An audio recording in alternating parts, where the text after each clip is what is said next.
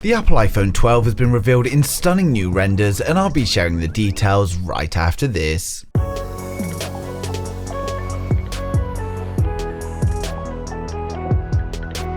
If you're new here and want to stay up to date with the latest tech, please hit subscribe followed by the bell. You can also keep up on Facebook, Instagram and Twitter.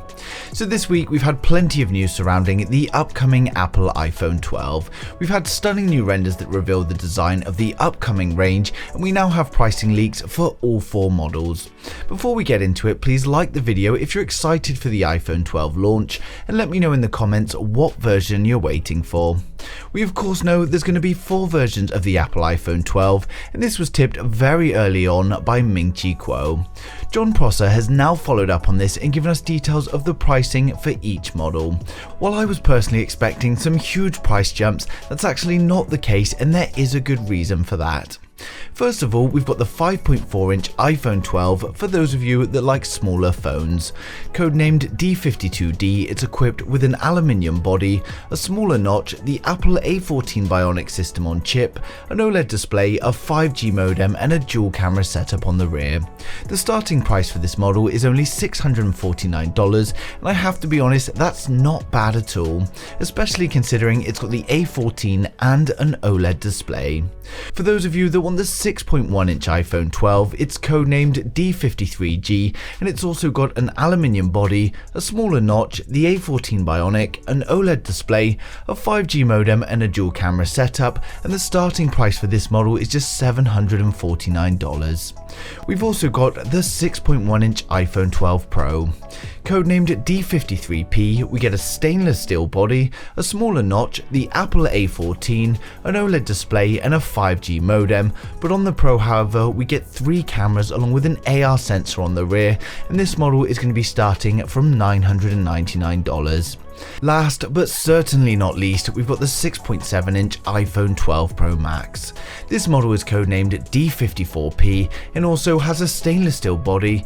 We get a smaller notch, the A14 Bionic, the OLED display, the 5G modem, triple camera setup with the AR sensor, and the iPhone 12 Pro Max is going to be starting from $1,099. While these prices are still high, we have to remember specs are becoming much better. We also have to remember that Apple, who were known for their high prices, have actually come out with reasonable prices in comparison to some of the competition. While some of the hardware is not as good as the Galaxy S20 Ultra, we have to remember that that launched at a whopping $1,400, so Apple have definitely beat them in price. And in normal Apple fashion, the A14 chip is going to be the best benchmarking chip, and everything else will no doubt perform well also. Speaking of Samsung, one of the main ways Apple have reduced costs this time round was actually by not working with Samsung. On their previous range, the displays were manufactured by Samsung, but this time round they'll be turning to BOE, who actually provide displays for many other smartphones in the market. Next up, we've got the design of the Apple iPhone 12. Phone Arena, who are well known for their stunning renders, have provided us with a huge amount of images that cover the whole range of the iPhone 12s. The renders are high quality and provide us a great view at the upcoming range as they fall in line with all of the leaks and reports. They've given us some great renders of the standard iPhone 12 that we don't see that often from concept renders, and the phone looks exactly like what I would expect. The only thing that may be a little over exaggerated here is of course the notch. I think it's going to be slightly bigger than we see on the standard iPhone 12 images, but we'll have to wait and see. The renders of the iPhone 12 Pro and the iPhone 12 Pro Max also look stunning, and it won't be too much longer until we have something to compare them to. Of course, we already have a lot of information regarding the whole Apple iPhone 12 range, and I have covered this multiple times. For my regular viewers, you'll have already seen them, so I advise to stop watching now. But if you're new here, then I recommend you hit the subscribe button, and I'm going to run through all of the details we have. When it comes to the iPhone 12 though, one thing we haven't had leaked yet is the name. Although we're unlikely to see any radical changes, so we're going to assume for this video that it's called the Apple iPhone 12. We're expecting to get 4 new iPhone 12s in the range, which is going to be 2 different iPhone 12s, the iPhone 12 Pro and the iPhone 12 Pro Max. We're expecting Apple to increase the display sizes on the most premium models, although those who want a smaller display are still going to have an option. Reliable analyst Ming-Chi Kuo has advised that there's going to be two iPhone 12 versions. The smaller iPhone 12 is going to have a 5.4-inch display, and the larger one will have a 6.1-inch. We then get a 6.1-inch display, which is the iPhone 12 Pro, and a 6.7-inch display, which is the iPhone 12 Pro Max. Unlike last year, however, all models are reportedly going to be using an OLED display, and the resolution will differ across the range. The 6.1-inch iPhone 12 will likely have a lower resolution than the 6.1-inch iPhone 12 Pro. And while there are rumours of Apple removing the notch, I really can't see this happening. In typical Apple fashion, we're still expecting a full-screen display with a notch top centre. It's too early for in-display camera sensors, and I can't see Apple going for a punch hole. They also need a time-of-flight sensor on the front for their 3D face unlock. And while Apple did ditch the fingerprint scanner on the iPhone X, there are reports that it's going to be coming back in the form of an in-display fingerprint scanner. There are reports suggesting that Apple are also going to be increasing their refresh rates on the latest displays. While most phones have stuck to 60Hz displays, it's been changing recently, and Apple are also going to be joining this trend. At this stage, we don't know if they're going to be using 90Hz, 120Hz, or even a mixture of the two across the range. When it comes to the rear of the device, we're expecting a similar camera setup to last year, but the more premium model will have more cameras.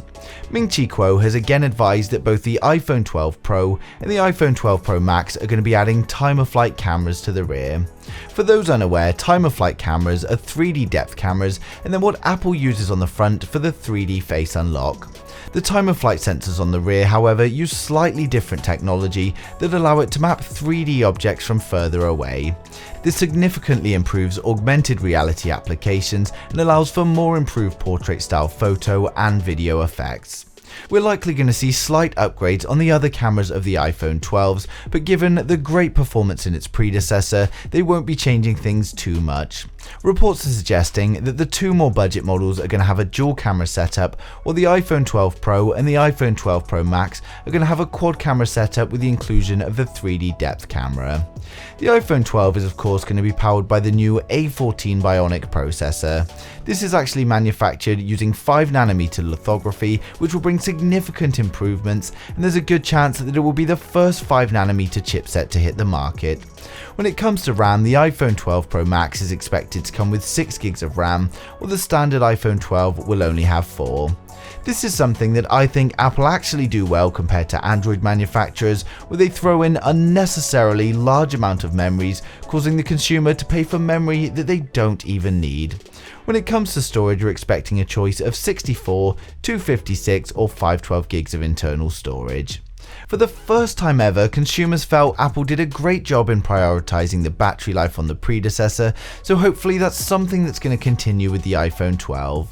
While graphene batteries are still out of the question, we can expect a 5.4-inch iPhone 12 to be around 2,800 mAh. The 6.1-inch is probably going to be around 3,150, and the 6.7-inch should contain around a 4,300 mAh battery. One thing that is a little unknown at the moment is of course 5G connectivity. Apple are very bad when it comes to 5G thanks to earlier issues with Qualcomm, so we're unsure at this stage if that's something we will see in the iPhone 12. It's rumoured that the iPhone 12 is going to have 5G connectivity, but there aren't actually any leaks or reports to back that up. The iPhone 12 is going to be IP68 water resistant, and it's of course going to ship with iOS 14. Now when it comes to the price, people wanted lower prices, and that's exactly what we're getting. Apple surprised us last time, they surprised us again with the iPhone SE, and now the iPhone 12 is going to be the same. We'll be getting the base 5.4-inch iPhone 12 starting at $649, the iPhone 12 6.1-inch at $749, the iPhone 12 Pro 6.1-inch at $999, and finally the iPhone 12 Pro Max 6.7-inch phone at $1,099. Some very reasonable prices from Apple, who have clearly been focusing on keeping the costs down. Of course, it's not all about specs, and we're likely going to see some new software features or improvements to the current features in iOS 14. The iPhone 12 is set to launch in September as always, and it's always around the second week they release, so we can expect to see the iPhone 12 range on either the 8th or the 15th of September, and the iPhone 12 will be released about 10 days afterwards. Of course, being so far away, these are leaks and rumours, but as more information comes to light, I'll be sharing with you guys straight away. As always though, I'd like to know your thoughts in the comments. Who out there is waiting for the Apple iPhone 12? What model are you waiting for, and what do you think of these prices? But thanks for watching the video. If you liked it, smash a thumbs up. If you didn't, hit the thumbs down twice, and I'll see you guys in the next one.